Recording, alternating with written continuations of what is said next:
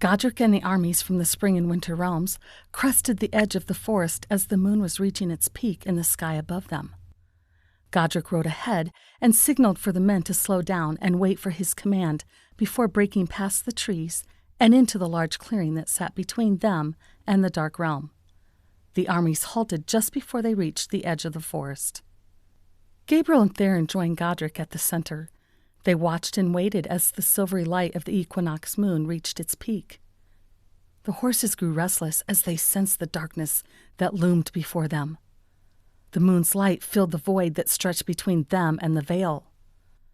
As it reached the edge of the veil, its light revealed an eerie film that separated them from the Dark Realm. At first glance, the realm beyond appeared to be nothing more than an empty expanse of disfigured dead trees that stood with branches at creepy and grasping angles. As the moon's light shone more brightly into the realm, an army of shadowed men could be seen intermixed between the trees. "Mercy be!" Theron let out a daunting sigh. "I dealt with the chilling wrath of the Snow Queen for years, but that was nothing compared to this army of shadows. It feels as though we will be fighting death itself." "You are not too far off, Sir Theron. Some of these men were loyal soldiers of Genesea, but a tainted knight turned them away. Who knows what else comprises this army of darkness?" Godric replied gravely, as his horse stamped his feet and shifted restlessly beneath him. "I don't know how far we will get if we can't calm these horses," Gabriel said as he tried to gain control of his horse and keep him from turning side to side. A low whistle sounded through the trees, sending a sudden hush and stillness over the uneasy horses. Gabriel looked at Godric. What was that? "I would normally say that must be Moradin's doing, but I don't think he would be close enough from retrieving the mage's army." Godric replied with a heavy sigh as he steadied his own horse. Theron smiled. "It could have been Bryn. She seems to have a keen sixth sense of sorts. She could sense Ariana as a dragon before she even knew she could take that form, and had the ability to calm Ariana in both human and dragon form with just a touch. It is a skill I envy and wish I could borrow when I go hunting." "Well, whatever it was a much-needed miracle," Gabriel said as he leaned down and patted his horse's neck and smoothed his mane. "Yes. Let us hope it is a sign of a good fight ahead," Godric said as he stared pensively into the realm beyond the veil. The moon's light shone brighter. The veil is thinning and is almost penetrable. I have a feeling they will deny us the courtesy of a fair fight, and won't wait for the veil to be completely thinned before they break through. I will draw Lucian and his army out as far as I can and keep him occupied while you two get your armies in position. As soon as you see an opportunity, fall in behind him and keep him from crossing back through the veil in the morning," Godric instructed. Gabriel and Theron nodded their acknowledgement of Godric's command and turned their horses to either side to get in position.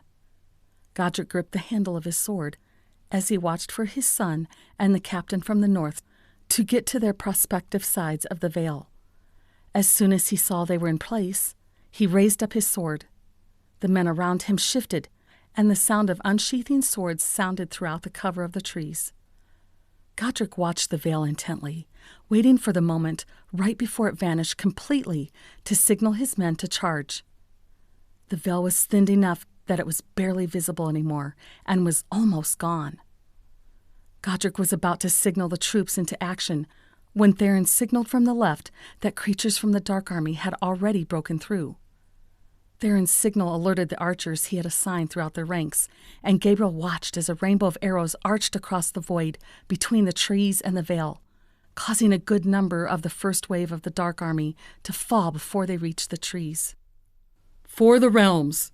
Godric shouted as he lowered his sword, keeping it pointed at the Dark Realm. The men around Godric charged forward. Gabriel moved his men into action as well, and the battle between the Dark Realm and the Realm of Light was begun.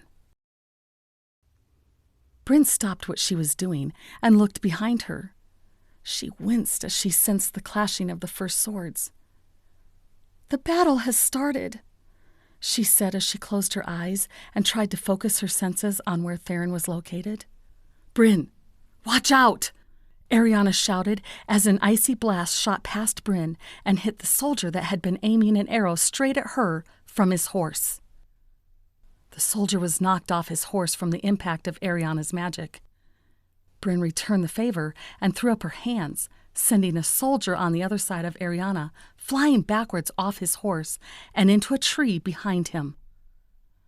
Queen Osanna ran out of her tent. "Saints above," she said under her breath.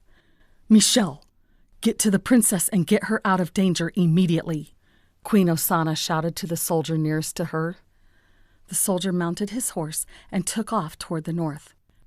After Godric and the others had left, Osanna had sent one of the soldiers ahead to the first checkpoint, taking Julianna with him to remove her from the camp, in case Lucian's men breached the veil and made it past their armies. She had not expected them to breach it so soon, and prayed Michelle would be able to get to the checkpoint in time to give them the signal to get Julianna moved to the next safety point immediately.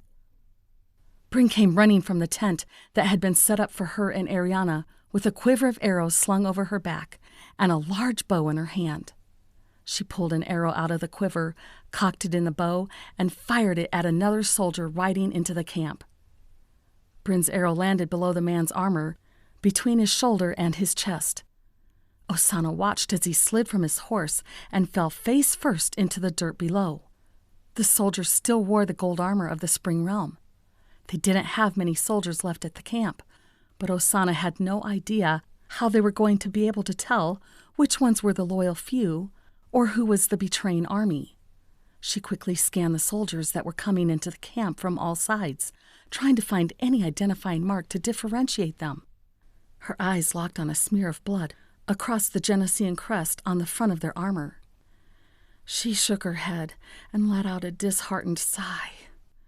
The traitors had taken a blood oath to seal their loyalty to the Dark Lord and destroy Genesia and the rest of the Spring Realm. They would never be able to break that oath outside of death, even if they wanted to or felt convicted to come back to the Kingdom of Light. "Look for the blood on their armor. Those are the Dark Lord's soldiers. Bring them down before they can get to Julianna," she shouted to Bryn and Ariana. Ariana sent another icy blast into a blood-stained soldier near her. Osanna saw a couple of soldiers coming in from the other side of the camp. She knelt quickly and put her hands to the dirt and sang a quick phrase. A vine of roses that was covered in thorns rose up from the earth. She sent the thorny vine snaking across the ground and moved her hands up, raising the vine up from the ground. When it reached the height of the soldier's feet, she flicked her hands in a small circular motion to cause the vine to wrap around the soldier's feet, and then moved her hands in jerking motion, causing the vines to yank the men off their horses. Bryn shot another arrow and hit another soldier that had been riding behind the two Osanna had just pulled off their horses. Osanna looked around to see if there were any more. She saw a few more headed straight for Ariana. She spoke some ancient words into the night air, and her eyes glowed like the sun for a moment as she threw out her hands. Her magic reached the trees nearest the two men, causing the branches to reach out and snap back at them, knocking the soldiers to the ground and leaving them unconscious.